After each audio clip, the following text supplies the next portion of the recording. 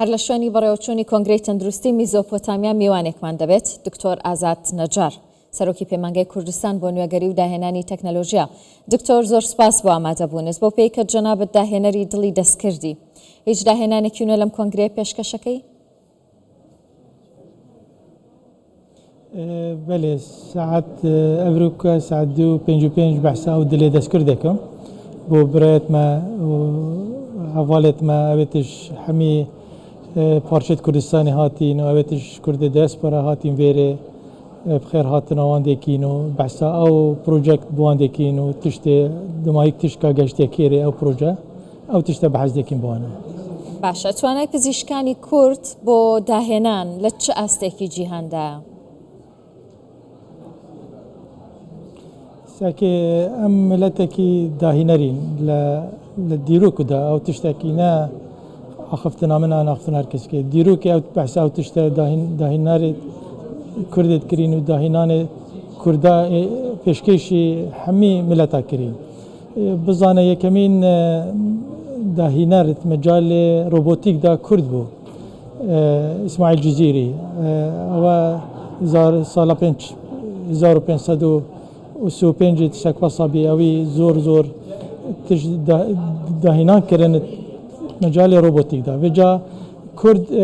ئەو تشتە هەیە ئەو جیناتە هەیە ئەو DNA هەیە وێجا ئێستا بینم لە کوردستانی بینم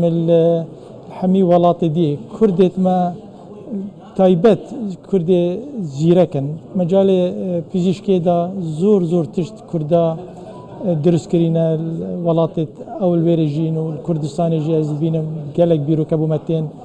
پەیمانگاهامە کوردێتمە و gelek شوانجی پزیشکن زۆر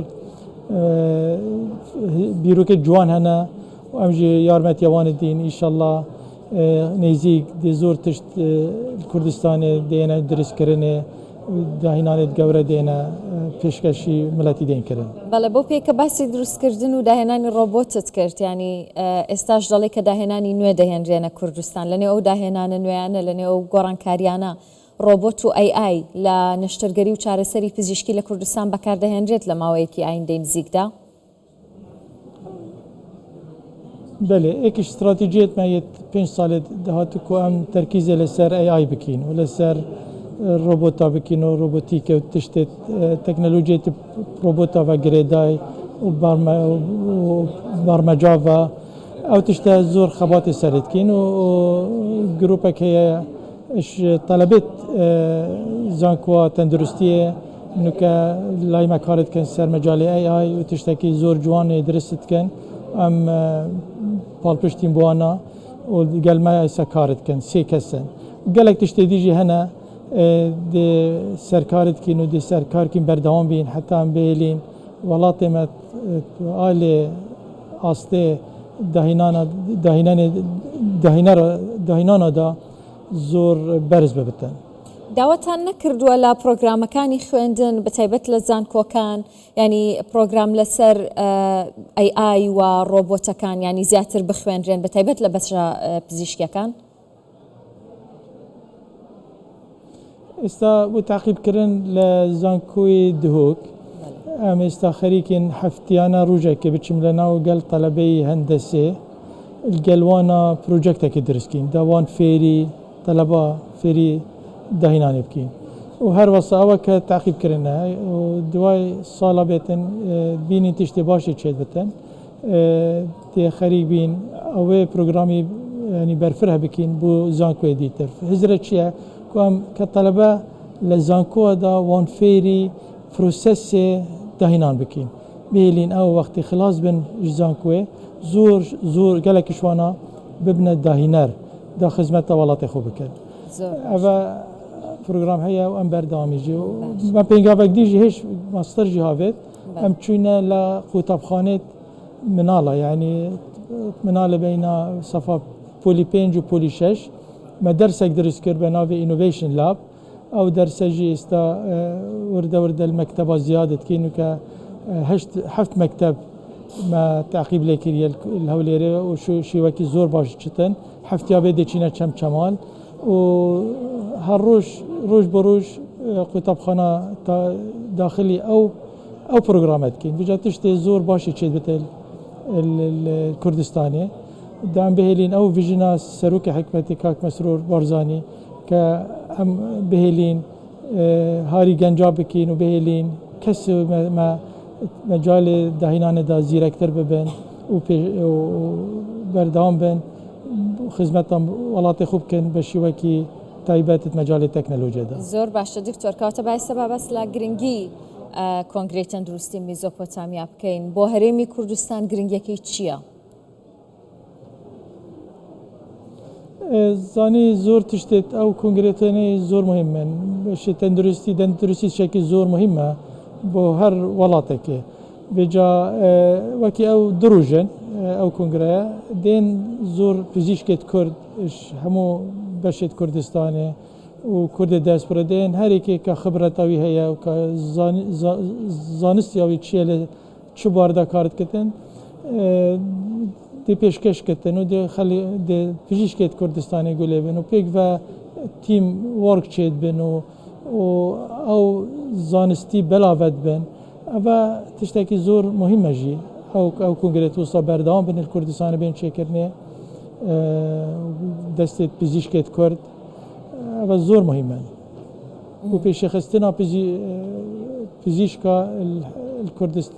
کورد کوردستانی وڵاتی دیترژی وەختی بین گەل یەک دوو دانیشن و بۆ یەک دوو بەحث بکەن هەرێکێ کە چ باردا کار کردە ئەو زانستی بەلاوەت بتن و خبرە زیادت بتن. باشە جەنابەت لە ئەوروپا ژیاوی بەراوردێکی دۆخی تەندروستی هەرێمی کوردستان و پێشکەوتنەکانی دۆخی تەندروستی هەرێمی کوردستان لەگەڵ وڵاتانی ئەوروپان بۆ بکە بە تایبەت سوید کە جەنابەت لەوێژیت.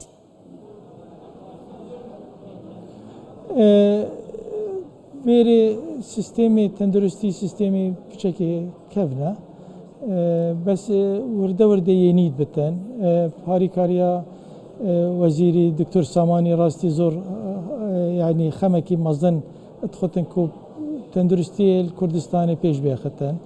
هر وساجی همو برادرت کرد و سروک زانکو و همیشه از بینم که حسه که هیا زور جوان کو پیش اخستنا تندرستی کردستانی و تندرستی باشتر و باشتر بکن زور پنگاوت مزن هاتی نستاندنه نکم بحثا نکل گلندک برادر ما بحثت کرد کو ام چاندنا دلت استناعی بینین کردستانی او جی کار سرتی تکرینه گل دکتور شوانی و تیم کل وانا سر خریکی او تشتنه او تشتکی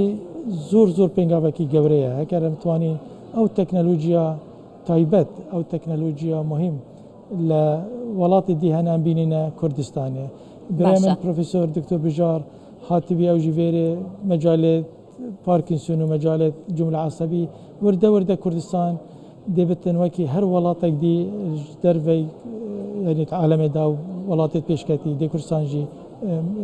بار تندرستی دا وکی وان لیتن شوان کم ترنابه. بله دکتور یەکێک لە گرنگیەکانی کۆنگرەی تەندروستی هەنگاونانە بەرەو دانانی زمانی کوردی لە زانستی پزیشکیدا ئەوە دەتوانێت چی بۆ کەرتی تەندروستی کوردستان بکات؟ زمانی مزمانێکی شیرینە بێت ئەم هاشی زمانی خۆی بین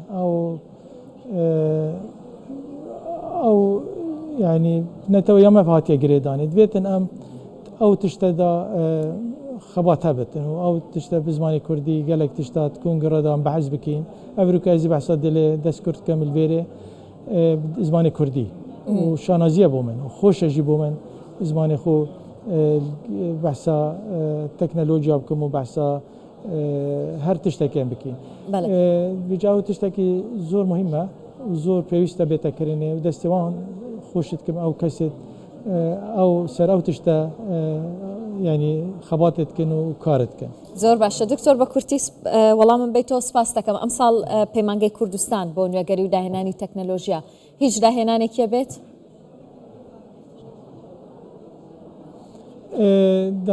داهێنانێتمە زۆر بەردەوامن وارکە زیاترش 20 پرۆژێکتە هەیە و گەلێکیشوانژی تشتێنینە ئەمێ دێنە ئەو دیەوە ئەم های تەکسێدا ئەو هەر تەکنەلۆژیەکی ساڵێکی کارکەین پێشەنگە های تەکسێدا ئەم دێ اینین پێشنگای داونیشە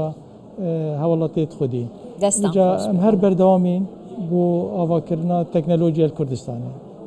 زۆر سپاس دەکەم دکتۆر ئازاد نەجار سەرۆکی پەیمانگای کوردستان بۆ نوێگەری و داهێنانی تەکنەلۆژیا لە هەولێر میوانی کوردستان 24 بوویت.